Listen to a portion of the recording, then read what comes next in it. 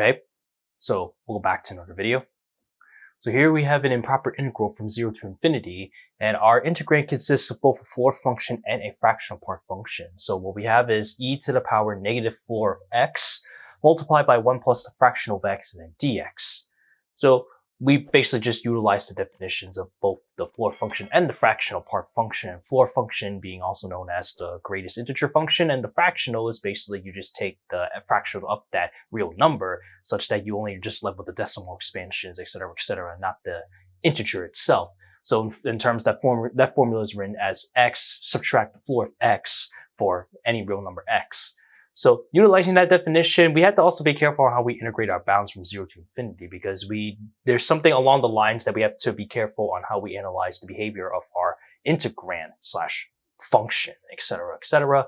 Luckily that as we break this up and take into the sums of the integrals that's going to be evolving with an infinite sum, we don't have to actually necessarily do any sort of interchanging whatsoever, to the point that whether it be justified, whether we have to use either some sort of convergence theorem, whether that be, dominated, or just the monotone convergence theorem.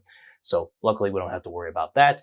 Then it actually just comes down to, the answer comes down to simply just in the form of a natural log function. As long as we actually do some sort of simplification from there, it's pretty straightforward from that. So why don't we actually just jump right in?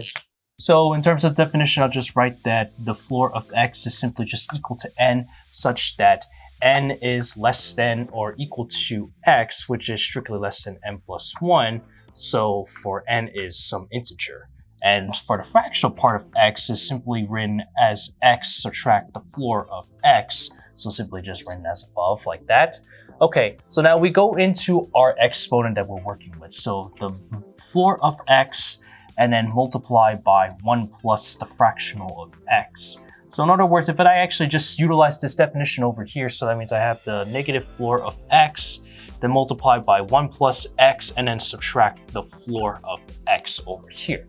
Okay, so as I mentioned, we have to be careful on how we're actually integrating our bounds. So you'll notice that specifically if we're looking at this for 0 is less than x, which is less than 1, for of course x being a real number, you'll see that no matter what I take for x for the real number, if I put that back into the formula over here, so the negative floor of x and then 1 plus x minus the floor of x, all of that, no matter what it is actually just simply just going to equal 0. So, and then thankfully that as we go back into, our expansion of our, integral, when we expand this out, we can actually just take the sum, or well, not really take the sum, we actually just take the bounds from 0 to 1 and set that exponent equal to 0 over here. But that begs the differ to ask, what about the rest of the numbers for the natural numbers? So 1 all the way up to infinity. Well, thankfully, for n is a natural number, then we can say that, of course, utilizing that definition, so I just write it again just to utilize the fact that n is less than or equal to x, which is less than n plus 1, implies that the floor of x is simply just going to equal n, okay? And so, therefore, with that in mind, so that means I have the negative floor of x, then minus or multiply by 1 plus x minus the floor of x. And we just utilize that to set that equal to n, so that means I have negative n multiplied by 1 plus x minus n, and then if I just distribute all that out, I have negative n, then minus nx, and then plus n squared, and then let me actually just rewrite the leading coefficient, so I have that n squared, then minus n times x, and then minus n. And so with that means that this is actually going to be our new substitution of the exponent here, such that we're dealing with the bounds from 1 to infinity. So now with that out of the way, so now we can actually go back to our original integral. Let me call this capital I as our given. So that means we're breaking this up in terms of the linearity, and also from everything here is breaking up into steps, aka we actually utilize the infinite sum. So what we have is our integral from 0 to 1, since we're dealing with this, that anything from the real numbers from 0 to 1, x is actually just, for x, it's going to equal 0. So our exponent is going to be e to the power 0, then dx. And add this with our infinite sum expansion from n is equal to 1. We break the steps up starting from n, so 1, 2, then 2, 3, then 3, 4, etc. And then e to the power, then utilize that, we actually just substitute this rewritten exponent for the natural numbers as we go up.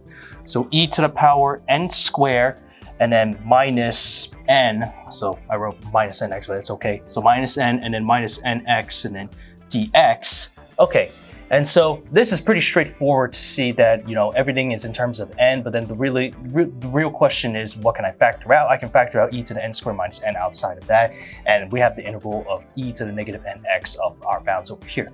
And then this is also straightforward such that e to the 0 is just 1, antiderivative of that is just x, and just plug in 1, then this is just going to equal just 1. So 1, and then plus our infinite sum expansion, n is equal to 1 of e to the n squared minus n, and then we just evaluate our integral over here. So e to the negative n times x, which standard antiderivative, easy to find. This is just negative e to the negative nx, and then divided by n. Evaluate this from n plus 1 and then n.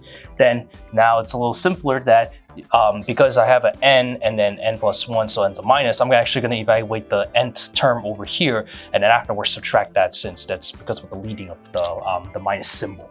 So what we have now, I have is 1 plus the infinite sum at n is equal to 1 of e to the n squared minus n, and then inside we plug in our bounds, so I have e to the negative n squared, then minus e to the minus n squared, then minus n, all this being divided by n.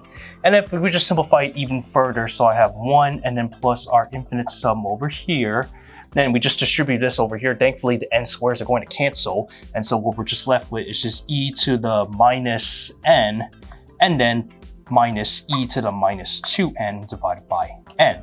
So now this begs the question on how we actually evaluate such infinite sum. So what you'll notice is that specifically, and the name of it, this is the Mercator series, such that it's the Taylor series of the natural log function. So what we have is that the Taylor series expansion for the following is going to be equals n is equal to 1 of x to the power n divided by n is going to be equal to minus ln of 1 minus x, such that the absolute value of x is strictly less than 1. So with that follows that equality over here that we can actually utilize this, thankfully. So what we have now is just put in everything back together. I have 1, and then now we just utilize for e to the minus 1 and then e to the minus 2, and then break that up with the linearity, so it's like a difference slash sum slash difference of the minus, in other words, to put it that like that. So I have 1 and then minus ln of 1 minus e to the negative 1, and then subtract ln of 1 minus e to the negative 2. We could stop there if we want, but why don't we actually just simplify this to the best we can, because I always enjoy that stuff, and you guys always enjoy simplifying things to, you know, to the best of its ability. So with that means I have 1 minus ln of, now we just get a common denominator over here, I have e minus 1, and then divided by e, then subtract ln of, well, that's actually supposed to be a plus over here since the minus. So plus, and then back to over here, that's also plus, then ln of e to the power 2 and then minus 1 and then divided by e squared over here. And then now we can actually just put in the natural law properties to simplify this out. This is pretty simple to do, that once you reduce it down, we get 1 plus ln of 1 plus 1 divided by e, okay? And then we can simplify further. 1 is the same thing as ln of e, so ln of e and then plus ln of 1 plus 1 divided by e, then combine it together with the properties of natural law, so it's multiplication, so distributed. We have that our final answer is simply just going to be ln of e plus 1. And so with that is our final answer to our improper integral, consisting of both the floor function, the fractional function, utilizing the definition, everything from here in terms of floor and fractional, that you have to be careful on how you integrate your bounds over here, such that the leading example leads to this setup. And there we have it. Interesting answer, as I mentioned, a natural law function as it is. So yeah, that's pretty cool if you ask me.